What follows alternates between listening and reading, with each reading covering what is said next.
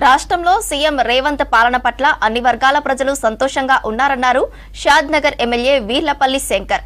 CM Revanth రెడ్డికి birthday సందర్భంగా రంగారెడ్డి జిల్లా షాద్నగర్ క్యాంప్ ఆఫీస్లో కేక్ కట్ చేసి సంబరాలు చేశారు. ఎమ్మెల్యే జనంపేట వెంకటేశ్వర స్వామి దేవస్థానంలో ప్రత్యేక పూజలు చేశారు. స్థానిక ప్రభుత్వ హాస్పిటల్లో రోగులకు పండ్లు, బ్రెడ్ పంపిణీ చేశారు ఎమ్మెల్యే శంకర్.